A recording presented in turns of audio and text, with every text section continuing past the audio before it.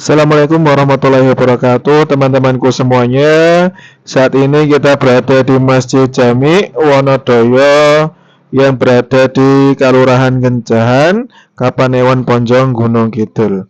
Ini adalah masjid yang didirikan oleh Kiai Iksan ya pada awal abad ke-18.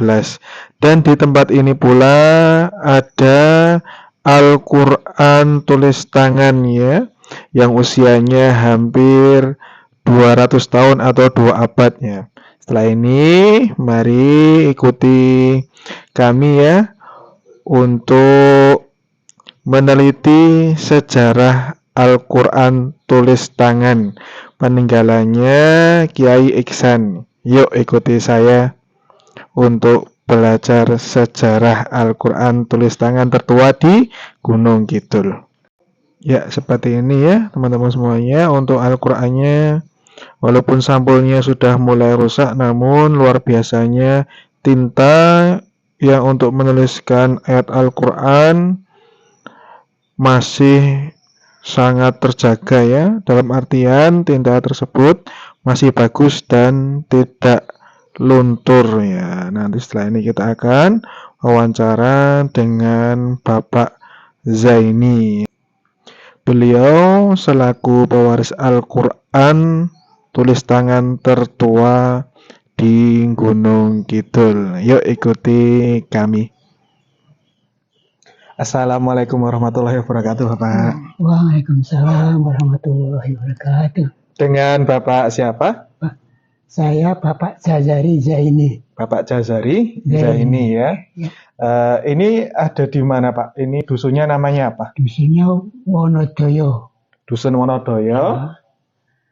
Padukuhan Wonodoyo. Nggih, Padukuhan Wonodoyo. Kelurahannya Sumbergiri. Kelurahan Sumbergiri. Kecamatannya Ponjong. Kecamatan Ponjong nggih, Gunung Kidul nggih, Pak nggih. Alhamdulillah, masyaallah ya. Bapak umurnya berapa? Saya itu 86 tahun. Jadi ini Pak, saya kan mendengar di berita itu bahwa di sini ada Al-Quran tulis tangan ya Pak ya, Ya. sejak dari abad ke Ya, 18 ya, Ya. Nah, seperti itu. Untuk sejarah Al-Qurannya sendiri bagaimana Pak? Ditulis oleh siapa dahulu? Sebenarnya ini tinggalannya dari, kalau saya dari Eyang. Dari eyangnya ya? Ya, Eyang Kiai Haji Muhammad Iksan. Kiai Haji Muhammad Iksan ya? Iya. Ya. Kiai Muhammad Iksan itu dulu Ya. disekolahkan ke Arab Saudi dengan adanya Kiai Haji Muhammad Hasan. Oh gitu. Agak beradik ke Arab Saudi. Kira-kira 3-4 tahun Ya. pulang ke Indonesia. Yang Iksan itu adalah putranya Raden Temung Hiroyudo. Raden Hiroyudo. Hiroyudo ya.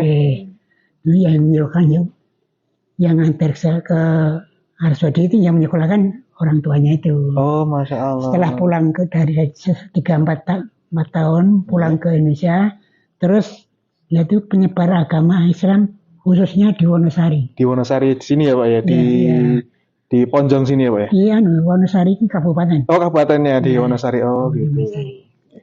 Adiknya itu bergerak di Wonosari sebelah selatan, terus yang Esan di sebelah utara. Ini kakak beradik. Gitu. Lama-lama kemudian yang Esan itu mendekatkan diri dengan kerajaan, dengan Ratu Mataram. Oh, dengan Raja Mataram ya? Mataram di Yogyakarta. Di sana itu dianggap sebagai abdi dalam yang kinasih namanya. Kemudian lama-lama tahu raja itu kalau yang Iksan itu penyebar agama Islam di Wonosari, tahu jasa-jasanya. Oh gitu. Kemudian lama kemudian diberi tanah merdikan istilahnya. Oh gitu. Tanah merdikan itu yang dulu dikasih yang Iksan itu tidak membayar pajak. Di daerah mana itu Pak? Sepanjang ini dah. Jalan sana kurang lebih 1 hektar Kidul Masjid. Oh, dari masjid sana tadi ya Pak ya? Ya. Oh. Karena kurang lebih 9.000 hampir 1 hektar lah. Hampir 1 hektar. Ya. Jadi raja tahu jasanya yang Ihsan untuk menyebar agama Islam di Indonesia itu. Terus diberi tanah ini, tanah Mardikan. Gitu. Di samping itu, di samping diberi tanah, diberi istri dari keraton. Dari keraton. Istilahnya apa itu ya? Apa namanya itu istilahnya? Pokoknya di keluarga keraton putrinya itu. Untuk diberi istirahat dengan yang Ihsan. Triman istilahnya. Triman putri dari keraton. Ya itu. Terus yang Ihsan mendirikan rumah di sini. Rumahnya ya? Dulu, sekarang udah joglo dulu. Joglo ya dulu, Pak. Di depan situ ya Pak ya? Iya di depan. Oh Masya Allah. Joglo yang seala kadarnya sama dulu. Yeah. Kemudian joglo itu tinggal gampangannya pengajian inilah. Kanan kiri.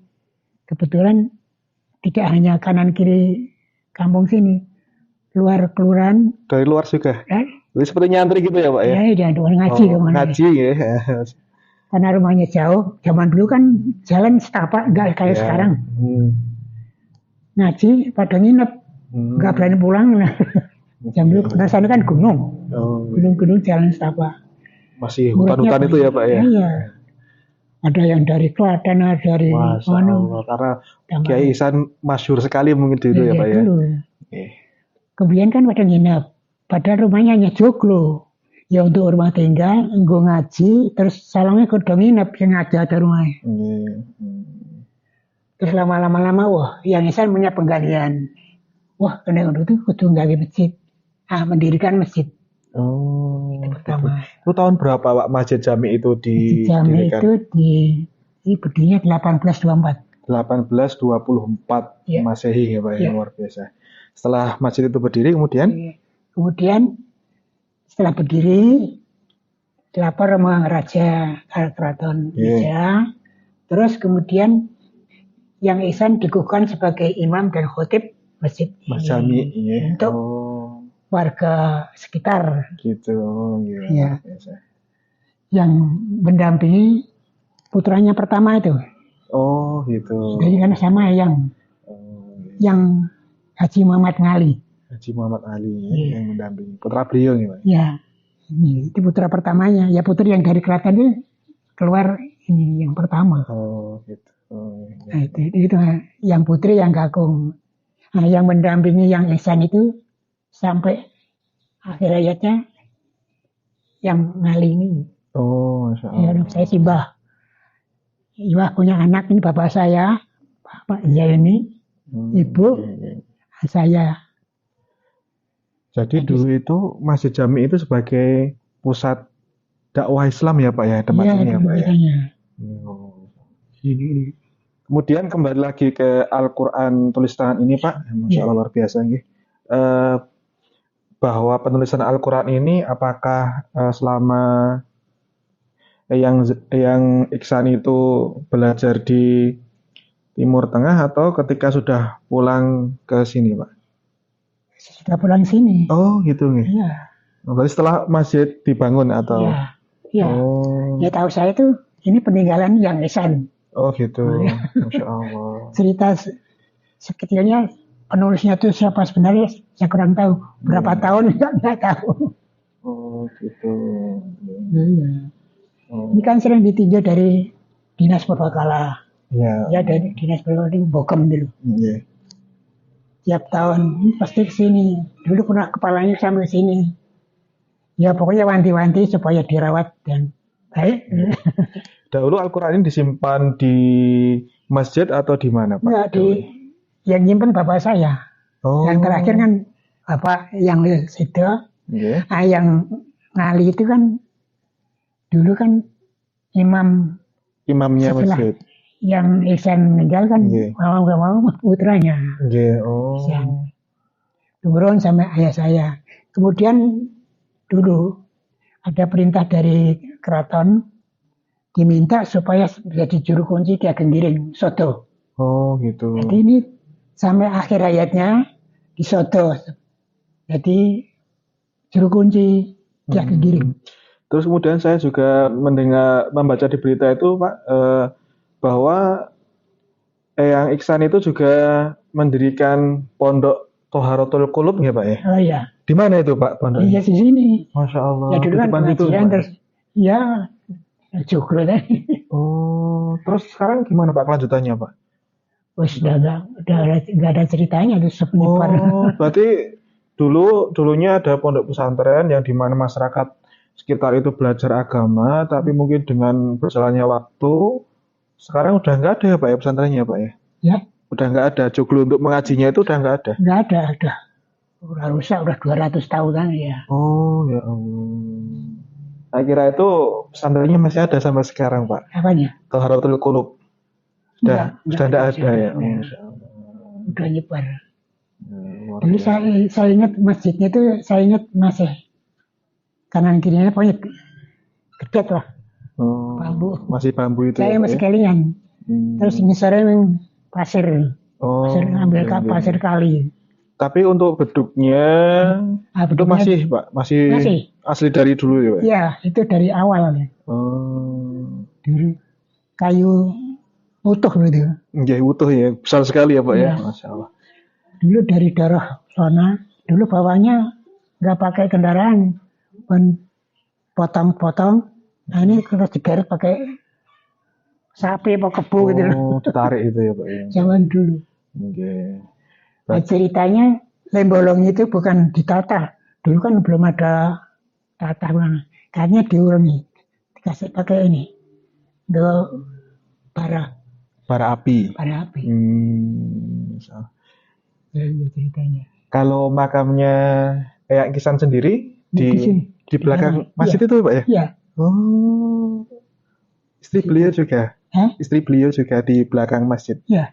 Oh ya Allah. Keluarga sama anak-anaknya, anak cucunya yang kan di kota sendiri ada 9 itu. Yang Iksan, Ibu Iksan karena ibunya Iksan. Putranya Kiai Iksan sendiri berapa Pak? Putranya Kiai. Putranya itu sebenarnya 12 dari 3 istri. Istri pertama keluar yang. Kedua 7 kalau nggak salah. Yang ketiga 4. Gitu. Jadi 12. Berarti semuanya menjadi mubalik ya Pak ya? Menjadi pendakwah ya Pak ya? Dari. Ya seluruh. Ada yang sampai tidak ada di Jogja aja tuh, ada yang seluruh. Oh menyebar ya Pak ya? Berdakwah kemana-mana. Masya Allah luar biasa. Yang terakhir akhir hayatnya masih di Soto, dekat di depan makam Ki Ageng Giring. Oh gitu. Kalau Kiai Iksan sendiri itu wafatnya tahun berapa ya Pak ya? Wah saya kurang tahu ya, tahun wafatnya. Kemudian ini Pak, mungkin apa pesan-pesan dari Bapak kepada generasi muda ya Pak ya? Yang kita ketahui generasi muda sekarang ini dengan kecanggihan gadget, HP itu banyak sekali Pak yang melalaikan yang namanya belajar Al-Quran, membaca Al-Quran, memahami Al-Quran dan mengamalkan Al-Quran. Apa kira-kira pesan Bapak? Ya pesannya ya supaya jangan sampai dilupakan pelajaran Islam itu supaya kepada anak cucu dan keluarganya supaya. Iya betul. Berarti emang pelajaran agama Islam atau mungkin ya di dalamnya ada pelajaran fikih, sejarah, tarikh, sirah nabawiyah itu memang harus diajarkan ya Pak ya, kepada anak cucu keturunan ya Pak ya, didakwahkan kepada orang-orang secara luas ya Pak ya. Bapak saya izin untuk membaca Al-Quran ya Pak ya.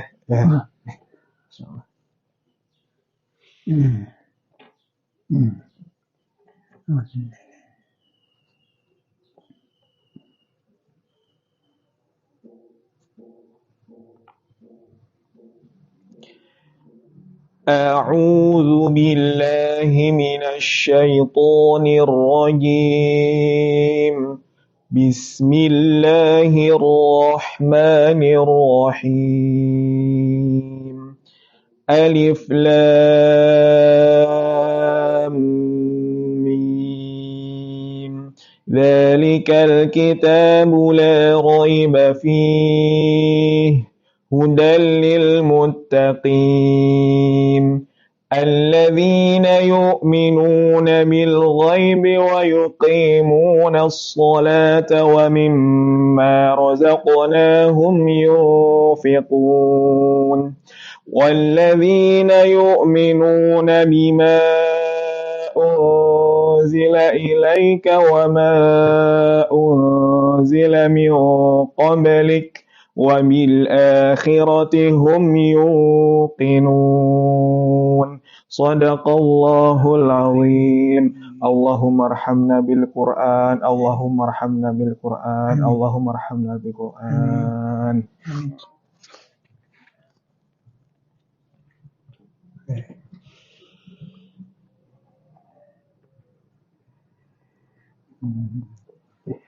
Mungkin cukup sekian Pak wawancara singkat kami. Semoga Al-Quran ini tetap terjaga ya Pak ya, baik terjaga secara basicnya maupun juga harapan kita tentunya terjaga ajaran-ajarannya yang tergantung dalam Al-Quran ini kepada generasi-generasi penerus kita. Amin ya Rabbal Alamin. Terima kasih banyak ya Pak Nggih.